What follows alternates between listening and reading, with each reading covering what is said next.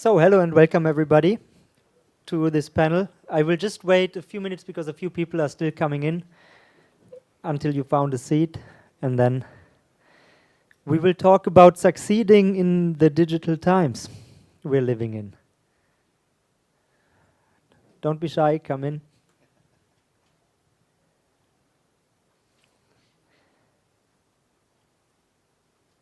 So, welcome everybody. This panel, I think as you can read here, is all about how can football clubs and in extension rights holders in sports succeed in the digital era we are living in. I'm Thomas Euler. I'm one of the founders and managing directors at Liquidity. Our core product is Unyfy. We will probably touch a bit more on this in a second, but I'm not alone. I'm here with Tom Ehemann and Alex Mühl. They will say a bit more about themselves and their very exciting roles in a minute. Actually, the topic of this panel, to succeed in this digitization phase we are all going through, is a bit the story of my life. I grew up with a hotel industry family. I set up the first website and got our own company online. Then I did consulting in digital transformation, and then we started in 2020 to launch the company and build solutions for rights holders to essentially connect with their fan base in these new digital times. So it's been a topic that I have for a long time done and worked on. And what of course is super important nowadays for me personally and for us as a company is to really understand what are the pain points and the needs of sports clubs, of rights holders. And to that end, I'm super happy to have the two with me here. Tom has like a very cool role. He's the head of digital fan experience at FC Bayern Munich. And Alex is the director of marketing and digitization or digitalization. I don't know which English version you picked, but whatever, at Borussia Dortmund.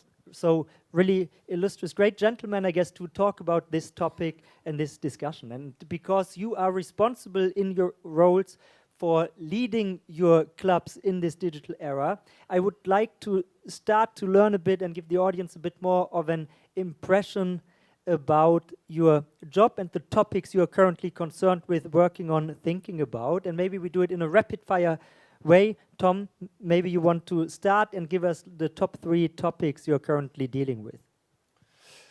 Sure. Hello, everybody. Nice to meet you guys. So, as you said, I'm overseeing digital fan experience at FC Bayern, meaning overseeing our website, app, customer service, email communication, and the underlying customer data platform, and all the new technologies evolving with AI and blockchain and other interesting topics such as esports.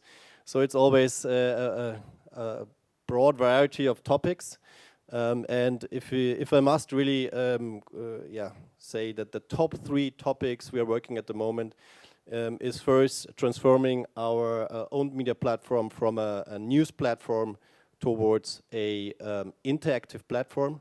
Secondly, to consolidate still all our fan data in one single place in a CDP. And third, still having an open eye on new technology, such as AI, kicked in quite heavy for new products and projects, and also blockchain is still on the watch, and there will be a time where it will come back, I think. Okay, let me take over. Hey everyone, thanks for having me. So my role is actually similar to the one that Thomas just described. So I'm also overseeing the digital platforms and digital products of Borussia Dortmund. Plus I got the marketing wing under me. Half of my team is in London right now. The rest will follow tomorrow. And regarding the topics, actually the top 3 are also to a certain degree similar to what Tom said. And I think there might be a pattern here that we do a deep dive later on. But it's really, the first thing is currently really rebuilding all of our digital interfaces towards our fans. That means we're in the middle of relaunching the vb.de, so our main website where we have all the editorial contents, and that really serves as a club hub to all of our fans.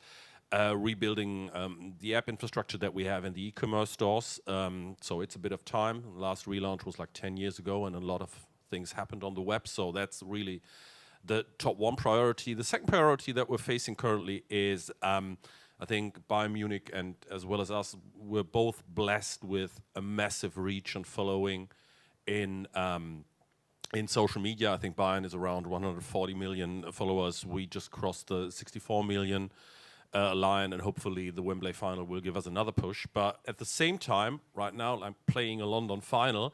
You notice, damn, if you really want to reach all those people with your content that you're producing, you actually have to spend money on third-party platforms, because that's the business model of Mark Zuckerberg and all these others. So, so there's really one challenge for us. If we, priority one, rebuild our digital platforms and interfaces, then priority two is, how do we get all the fans around the world that we reach, how do we get them to visit us on these platforms so we get a direct access to them and can really reach the full potential of our following. And then quite naturally, priority number three pops right out of that.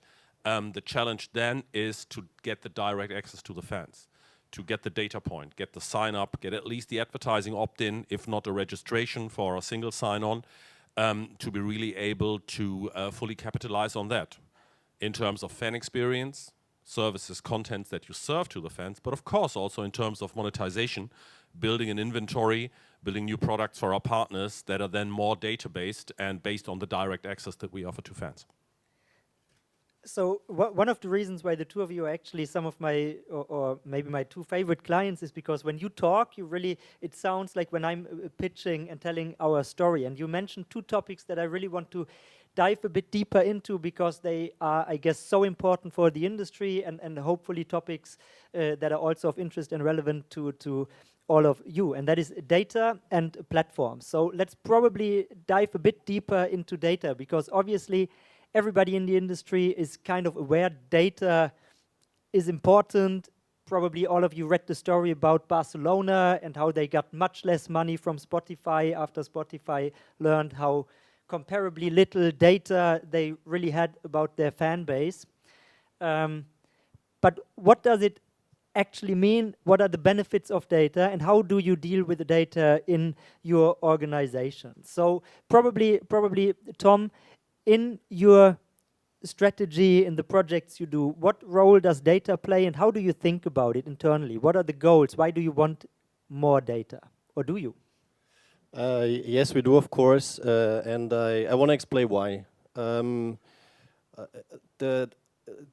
look at the history, how football clubs evolved in digital space helps a lot. So I think in 2010, social media kicked in, and every club around the globe tried to build up large audiences on Facebook, Instagram, and so on. And then they realized, okay, so we are totally dependent on Mark Zuckerberg, as you mentioned. So if he wakes up in the middle of the night and decided to tweak the algorithm, he can reduce your reach and cut it in half in a second. So it's really key to have ownership over reach. So what social media platforms are doing is, right, they encourage you to build large audience, and then they tweak the algorithm and they say, okay, the reach had reduced a little bit, but you can actually reach or even get a higher reach by paying for it. So it's really nice business model, I must admit. But still, in the end, that comes to the conclusion that you really have to have ownership over your reach on your own media channels and so on your data. And so, as you said, when we talked about our strategy, is clearly our strategy that we have our own media channels in our focus, because the second thing, if you have control over reach, over your platform, over data, you can build your own products, right? I want to give an example. We had like 2 VOD pay products last year without a clear positioning and so on. So we decided to merge those products. So we have like one FC Bayern TV Plus as a single pay VOD platform. So we built a whole new user experience We did promotion towards those products, and we were actually able to grow by 100%. So we doubled our subscriptions.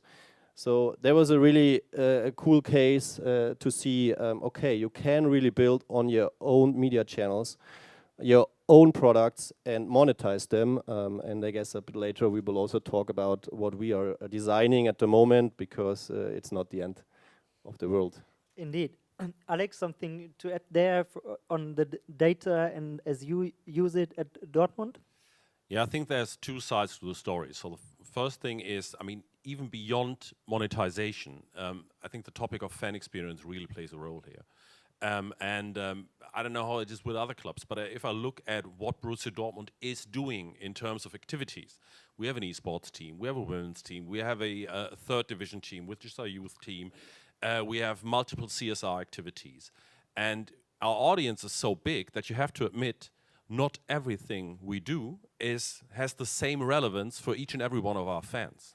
So having the ability to create more personalized content offerings, and of course also commercial offerings on our digital platforms, is really a goal for us. And how do we do that? Of course by data. And I give you a little example. So we're building up the momentum for Wembley on Saturday right now. And just a little thing that we've done is, of course, we had this massive influx. I think 200,000 people applied for tickets. So that's essentially 200,000 data points of people who said, hey, I want to go to Wembley, I want to get a ticket. Of course, we could only give out, like, I think 20, 25,000 tickets that we had as a club, but all the other people will certainly watch the final. So what we did is we asked them, where are you going to watch the final? In London, in Dortmund, where we have 3 public viewings and probably will have 100,000, 200,000 people on Sunday and Saturday in the city, or somewhere else in Germany or on the world. And we had a really high response. That's like 3 different audiences of quite a remarkable size that we can now address over the next days and after the final with specific fan-related informations, where to watch the final, commercial offerings that meet their needs, so we can really deliver an added value for our fans, because we can give them the content that they need to enjoy the final the best.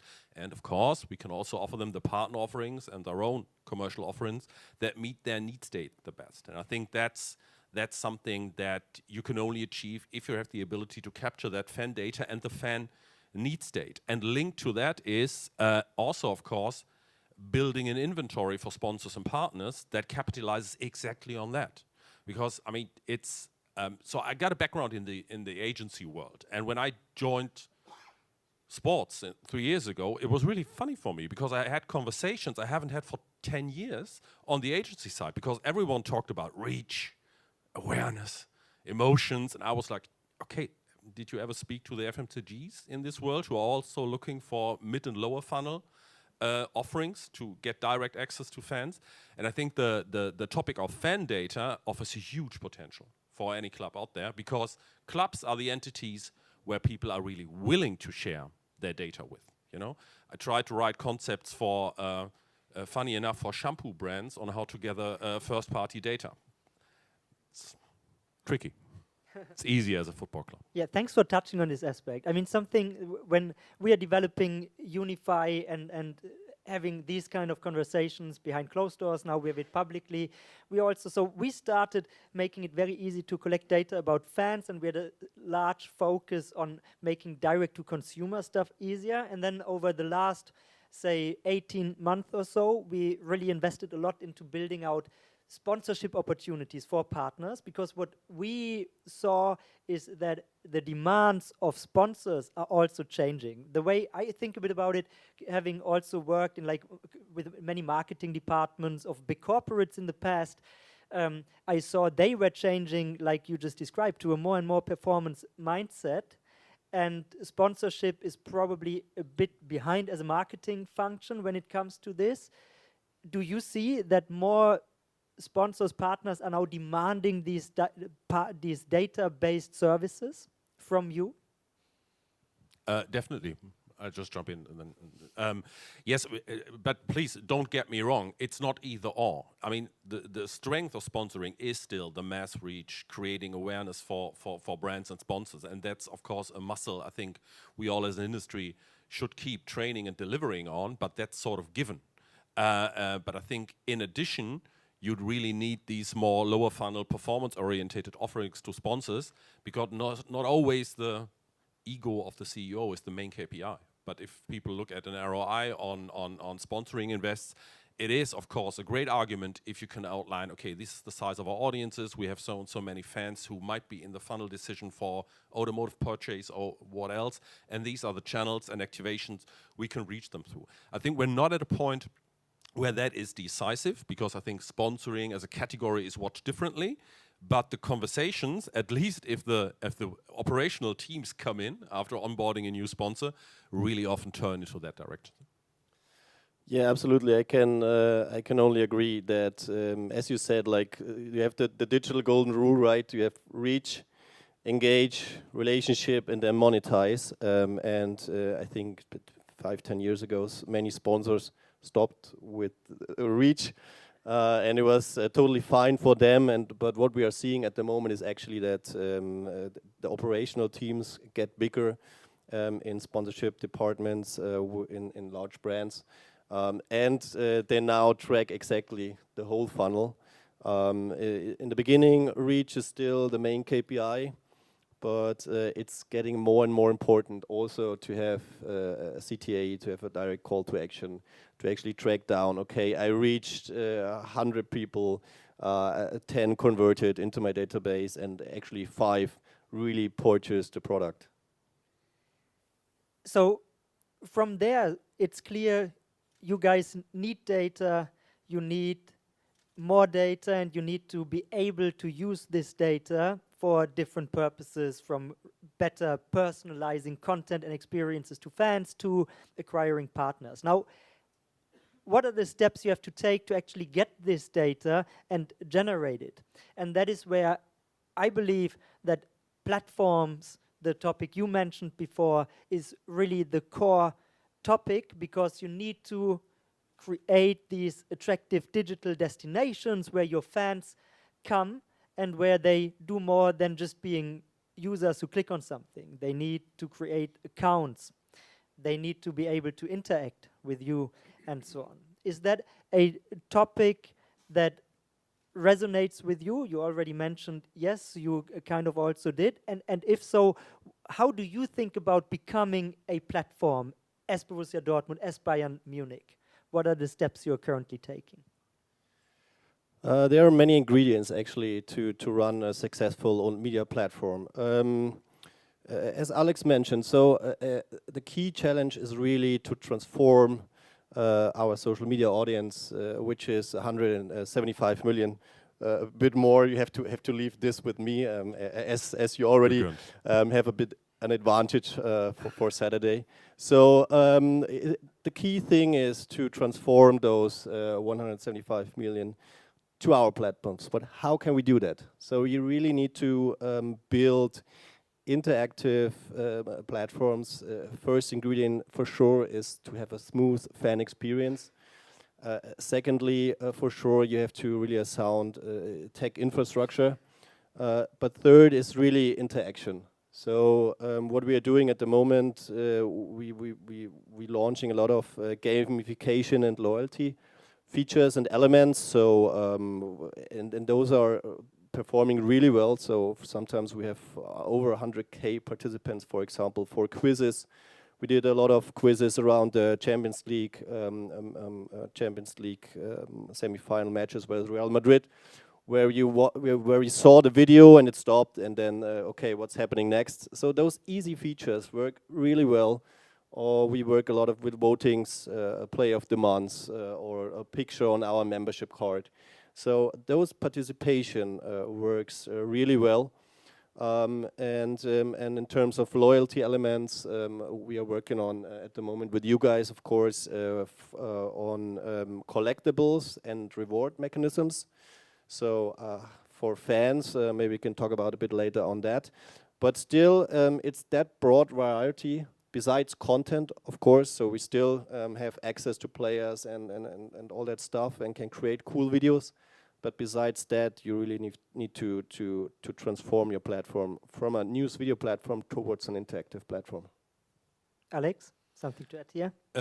Yeah, I think I take one step back because I think you've already done a few things that we need to do. I said we're currently rebuilding our digital interfaces, so I think it's three patterns. The first thing is you really have to have a digital platform that delivers an up-to-date user experience so that people actually come to your website and say, okay, I'm going to stay here for a while, and not scream and go away because it looks shitty on your smartphone screen. So that's something you want to avoid. So I think that is really the first point, as well as, of course, having some sort of CRM system in place and or a single sign-on that is able to capture the data and deliver an added value. Then it really becomes a course of topic of the content, and I think that's often a really challenging thing because you have to take into admission that a lot of users are fine with black and yellow popping up every few days in their social media feeds, and actually it's really hard to bring them to your own platform and keep them engaged there. But then that's the third topic, and that's what Thomas touched about. It's absolutely true. We also did a lot of experiments with gamification elements, little quizzes, small giveaways, and that then really works well. So people are really willing to engage with you in the content. We tried out on our website, we tried it in the social media channels, also in newsletters, and that gives you often then really that little bit of extra engagement. And if you have a nice incentive, like giveaways, tickets, something like that, always rare on our site, then people are really willing to give you at least their email address and the advertising opt-in, and then it's sort of like the lead nurturing game that you're suddenly in. So, to condense a bit what you said, I think loyalty, gamification, that is definitely one lever, interaction a second lever that you need to integrate into your platforms, which of course comes with a few challenges because you need the technological capabilities to do this, or the right solutions, where we of course may come into play in some cases, and then you on top also need to be willing to run these experiments. Was that in your organizations a challenge to get into this mindset, or is it straightforward? I can start. So usual in the football business, errors are not accepted, right? So it's honestly a daily fight to push still management and the whole organization that in the digital space you need to try and error. Because that's the beauty of digital, right? You get results right away. You launch a case and then you get straight away the KPIs, if it worked or not. And then you have to revise it and optimize it. It's a long journey, but I think we're getting there. That everybody's aware of that. That not everything can be perfect with a launch. And to be honest, also in our experience, you take one part, you take the account management and renew it, and then another piece is outdated, and you have to renew either if it's the CRM, the CMS, your content management, your analytics tool. I mean, the tool landscape we are dealing with is like tremendous, and that's why it's really crucial that everybody understands. It's a long journey where you board on new partners, where you try and error. And secondly, there will be errors for sure. And that's really the challenge. I mean, seriously, test and learn wasn't invented at football clubs.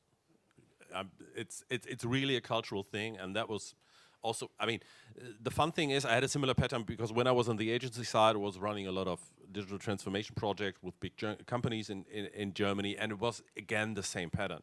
As soon as they moved into the digital space, started experimenting with digital products, to frame them in the sense of, okay, this is an hypothesis, let's test and learn and then optimize. People were really struggling of getting the idea, and I think I think the same pattern that you described is there at Borussia Dortmund, but I mean, we're getting there, so that's why people like me and you are in football clubs to deliver on that mindset.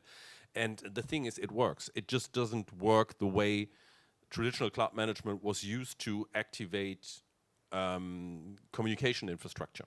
But I mean, a loyalty program is something different than working with out-of-home panels and sticking a sponsor's logo on a wall. So that's part of the game. Definitely. Tom, you already touched on the new thing you are going to launch and that we are working together on, which is exactly in this loyalty and gamification space.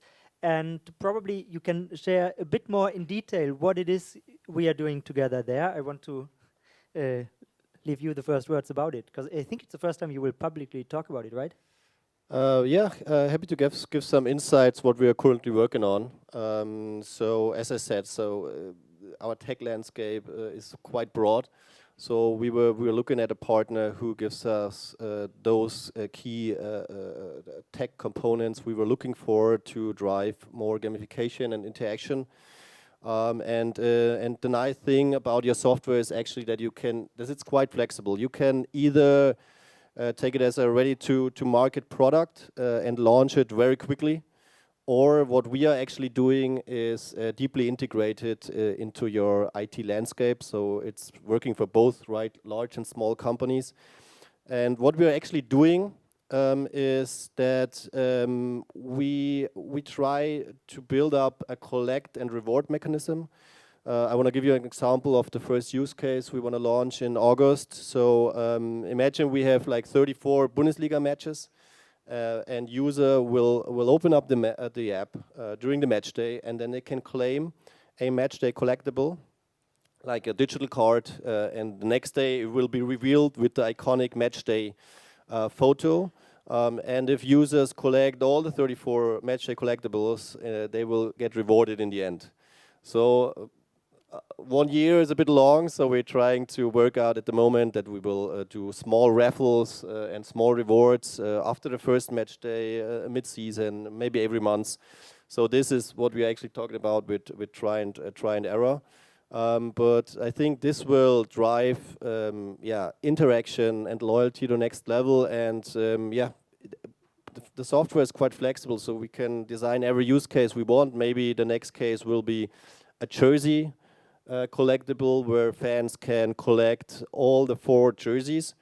We're launching every season, so it can be Bundesliga home, Bundesliga away, Champions League, and sometimes we have even an Oktoberfest jersey, which is quite nice.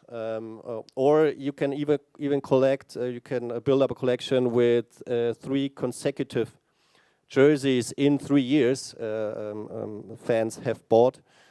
So yeah, we will launch the first use case, and then I guess I hope many follows based on the learnings we get from the first one. Obviously, I will follow, and I'm super curious how, what will be the most popular things with your fans. Really, yeah, excited to see this in action in the upcoming times. So, if people here talk about or hear about digital collectibles, probably many of them think about 2 years ago there was this NFT thing and everybody tried to make a few 100,000 by selling a collectible to their fans. But I hear it's not the route you're taking, is it? Well, we're taking both. It's double the Boden, you would say, in Germany. So actually, what we are doing is that we are we put that item on our fan data set in our central database at Bayern. And secondly, fans have the option to claim a NFT and drop it into their Web3 wallet. And that's the beauty of it. So we're driving both ways, because I really think there might be a good chance that the whole Web3 wave will come back, and at some point decentralized networks will interact with each other. And especially still our sponsors are also working on blockchain use cases. And at some point we will be able to combine them and redeem NFTs we issued in the ecosystem of our sponsors. But at the moment, I think it's better to drive both ways, because some might lose the key to the wallet and so on. So it's actually also saved in our central database. Yeah, that makes a lot of sense. I was more hinting at the monetary aspect, that I don't think you will sell these for hundreds of thousands, right? You are, like you mentioned, you are looking at monetization in different ways, including creating new assets for sponsorship, which I think is really interesting. And we have a few projects who use our software in the digital collectible space, including, for instance, there is a platform called Sammel dein Team, which is run by Axel Springer.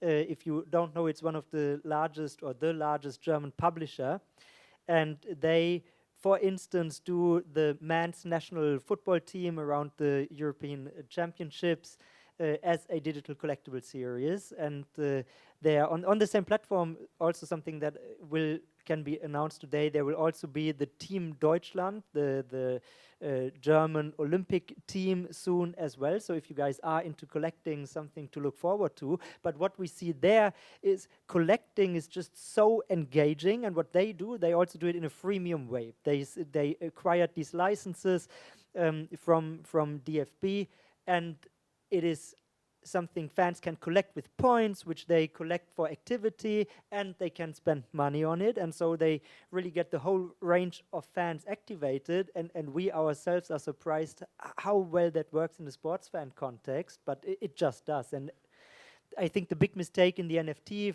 era, which was the first digital collectibles era, was just to make it a super expensive paid product and not something for fan engagement. But once you use it for engagement, it just works like a charm. Yeah, absolutely. So I was going down the route of the technical side of the use case, but when you see it from a commercial side and talking about monetization, that's absolutely right. So the collectible / NFT will be free of charge for our fans in the first step.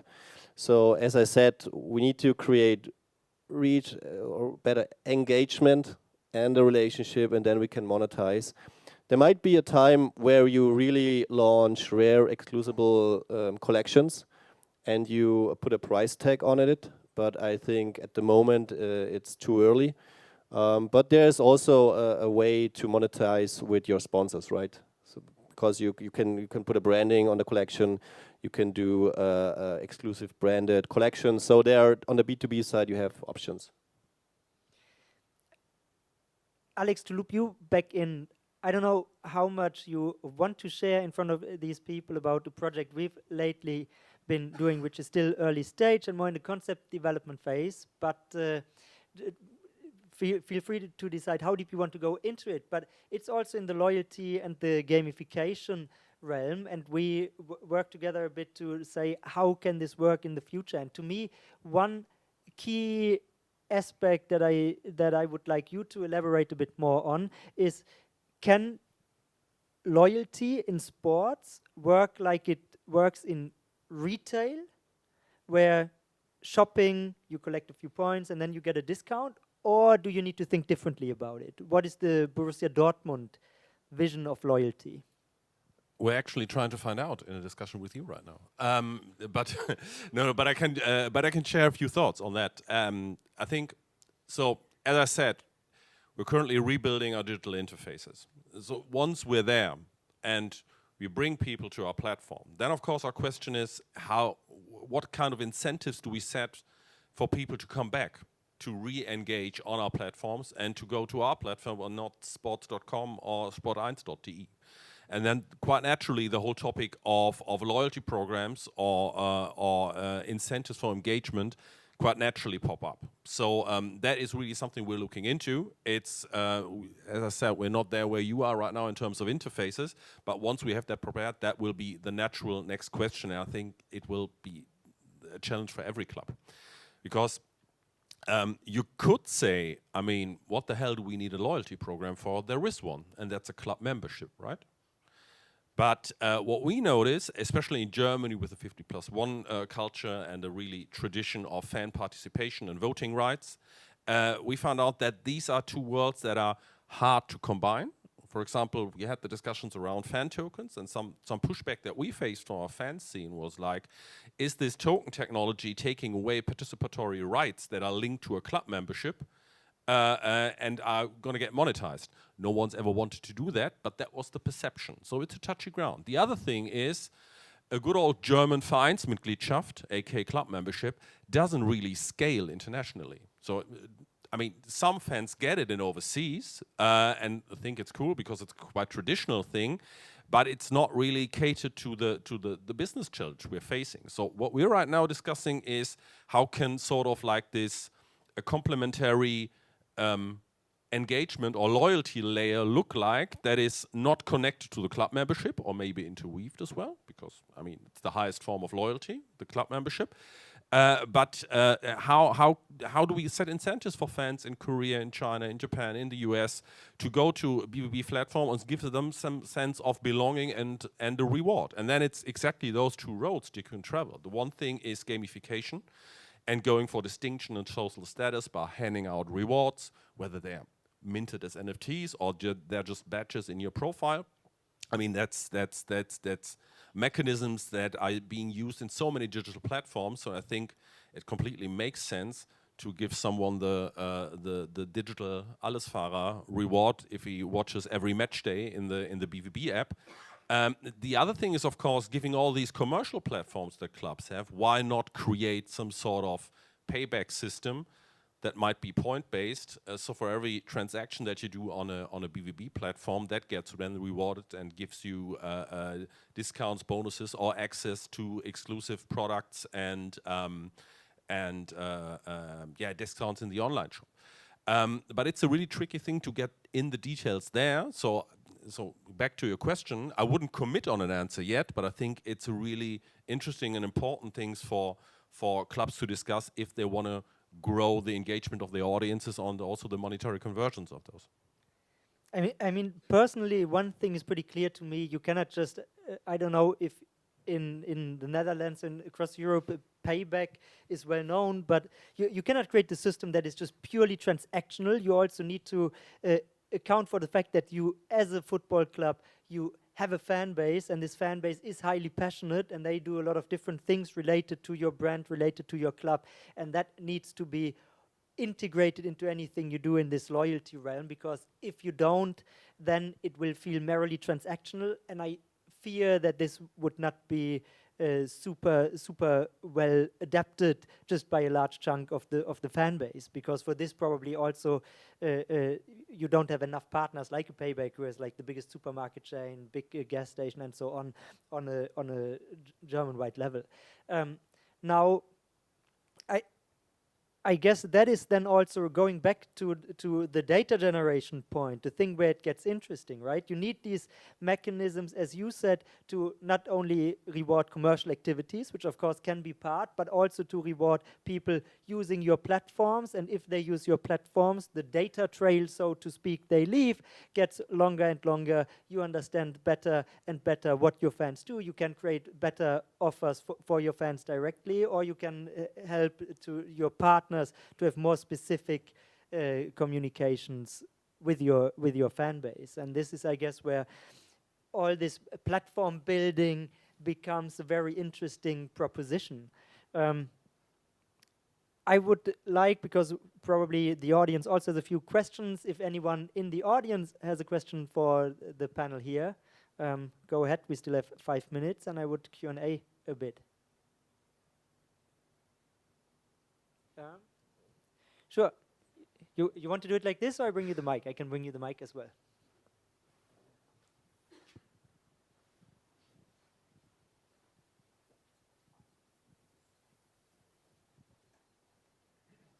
Hi, nice to meet you, and thank you for the panel discussion. How do you create commercial value out of the data that you collect, especially? So, yeah, B2B to your sponsors or whatever.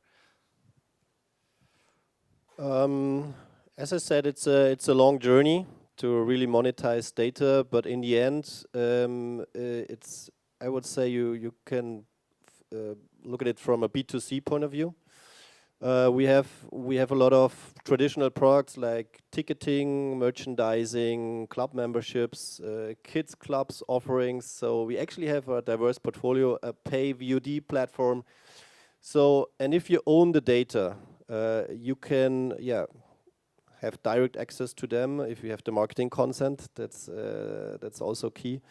Then you can you can promote your products. In ticketing, I guess it's the same with you. We don't have a sale issue, but with the other products, we still try to sell as much as possible, right? If you own the data, it's the cheapest market channel you have, right?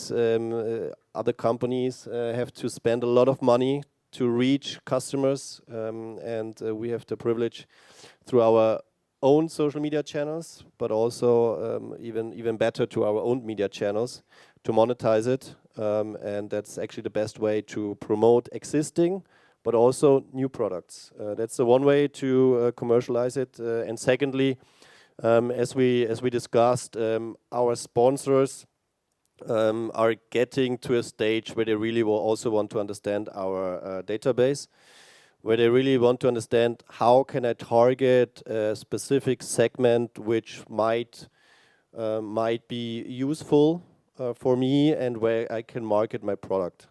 And for that, you first need to have the data in one single place. Secondly, you have to be structured data.